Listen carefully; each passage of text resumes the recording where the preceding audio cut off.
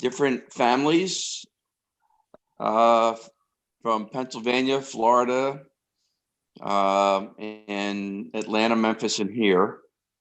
Oh, great. And I'm glad I don't have to feed them all. Yeah.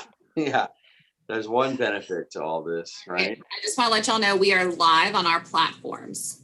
Okay, let me get my text in 1 second. No problem.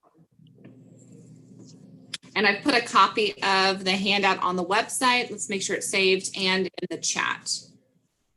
Okay. Oh, is that this morning's?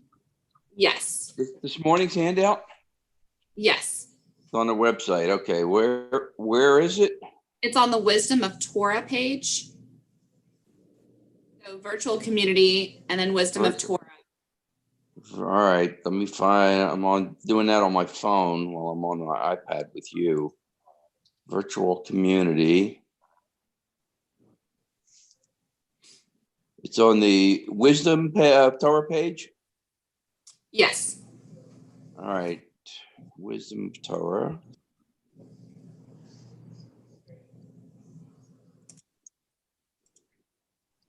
There's got it right there.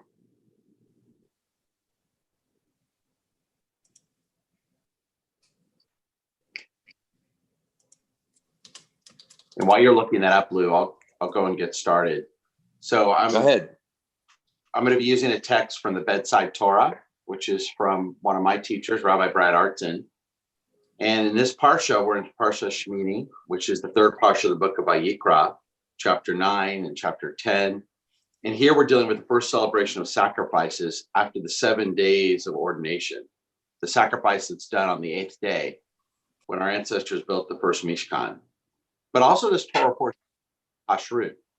And as we approach the holiday of Passover tomorrow night, and many of us are getting our homes cleaned and kosher for Passover, I thought this would be a good topic to address this morning for a few minutes, which many people sometimes ask me as a rabbi, and perhaps you've heard this too, or thought this yourself. Do we still have to keep kosher in this day and age? We have refrigeration, we have different modes and processes in which to do food. Is it really necessary in 2020 as opposed to the day and age in which our ancestors lived, as opposed to the time when these rules were written? So I want to share with you some of the words that Rabbi Artson shared. The text can be found in our chat or on our website. If you go to our website under the Wisdom of Torah logo and a virtual community, you can link it right there and read along as I read some of this with you. It's entitled Kashrut After Refrigerators. Rabbi Artson writes, without attempting to justify the elaborate Jewish dietary laws, the Torah this week provides a lengthy list of which foods are kosher and which are not.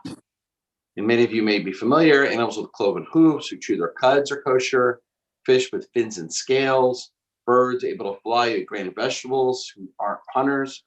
But of course, insects, shellfish, and reptiles are not kosher. Since the earliest stages of our history, Jews have understood the patterns of kashrut to really be at the heart of what it means, the heart of our heritage. Jews have even sacrificed their lives rather than desecrate themselves with trade food. From the biblical to the rabbinical period, new guidelines and restrictions developed as Jews encountered different cuisines and aesthetic standards. Yet the core of kashrut has remained unchanged over the millennia.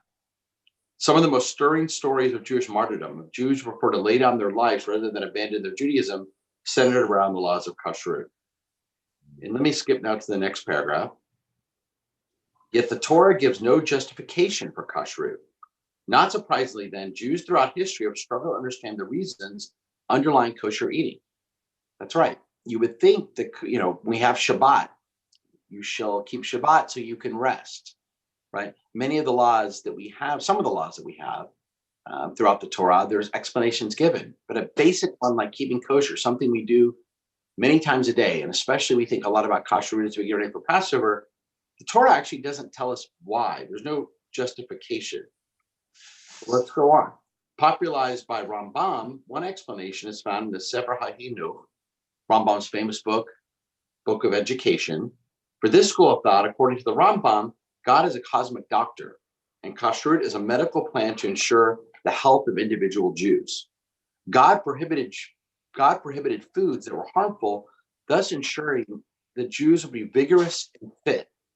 God, they tell us, was the first health food nut, and kashrut was the microbiotics of its time. God knows that in all foods prohibited to the chosen people, elements injurious to the body are found. For this reason, God removed us from them so that the souls could do their function. Now, this is according to the Rambam, who lived in the 1200s, centuries ago. Now, one problem with such a viewpoint, of course, is that pigs cause diagnosis and were prohibited for that reason. For example, is that it implies that God doesn't care about the health of the rest of humanity. After all, kashrut applies only to the Jews. If God is a creator of all humankind, isn't it logical to expect God to care about everyone's health? Absolutely. Because we believe that God loves all people, Jews and non-Jews, equally. Another interpretation of kashrut is that it was an early compensation for unsanitary conditions. If the Jews of the Torah had invented refrigerators, they wouldn't have required kashrut. Given modern technology, we don't need these archaic prohibitions. And Rabbi Artson writes, my grandmother was one of the most devoted exponents of that opinion. But no sacred text links the practice of the dietary laws to a fear of an epidemic or to a need to avoid rotting meat. So if not health or physical well-being, then what is the goal of the dietary laws? Why are they significant? And this is what I love about Rabbi Artson, what he wrote. The answer is found in the Torah itself. You shall sanctify yourselves and be holy, for I, the Lord, am holy. Kashrut is a way of welcoming the holiness of Judaism into our daily lives. We rededicate ourselves to sacred living and behavior each time we sit down to eat. The intimate fabric of Jewish values, loving our neighbors, caring for the needy, forming a connection to the Jewish people, and establishing justice and holiness on earth gains strength and depth through the regular practice of kashrut. Every form of effective pedagogy involves regular repetition and frequent exposure. Since we eat at least 3 times each day, kashrut is the elementary school in which we remember that our lives are lived in covenant with God. We make the values of our faith visible through our deeds and priorities.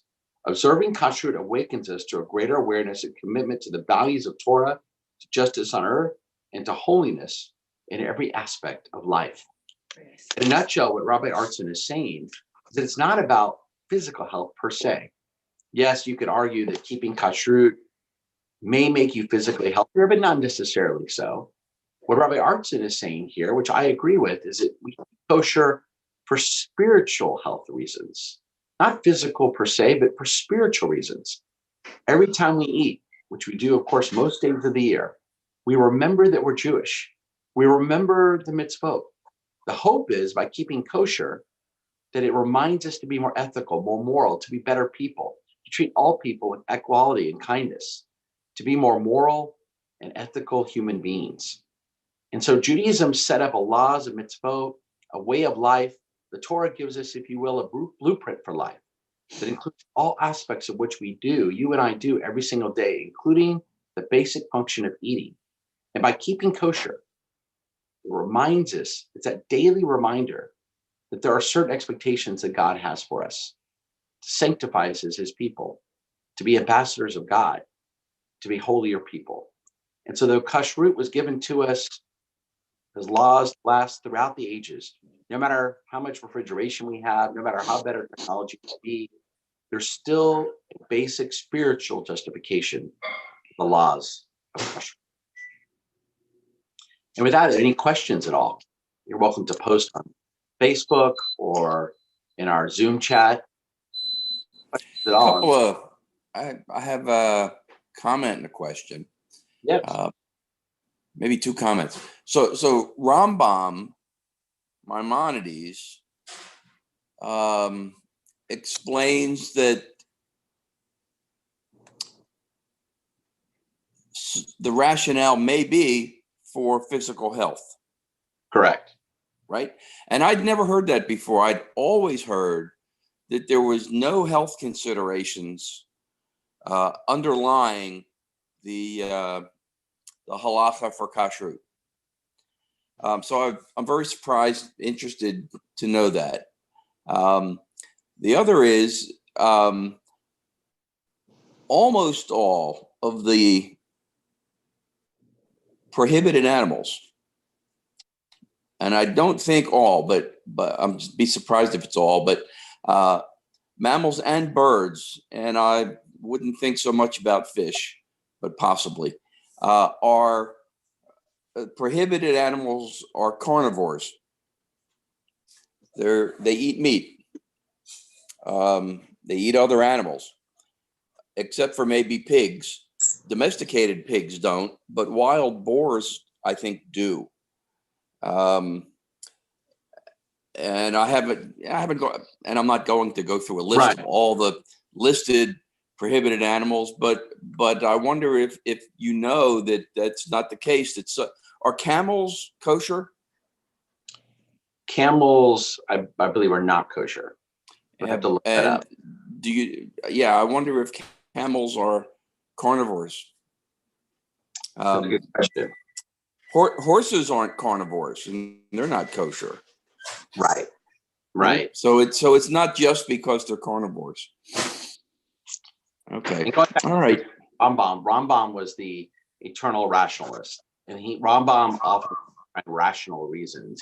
Rambam isn't often satisfied with the explanation that Rabbi Artson gave or spiritual explanation. Rambam has to find a rational reason why both are there, and so it makes sense that the Rambam, Maimonides, would look for some type of health explanation of physical health. There has to be a rationale why God gave this to us. He was also a physician and concerned about people's health. Correct. One of the ways he made his money. Right. He was a world-renowned physician at the time. Yeah. I have one other question here.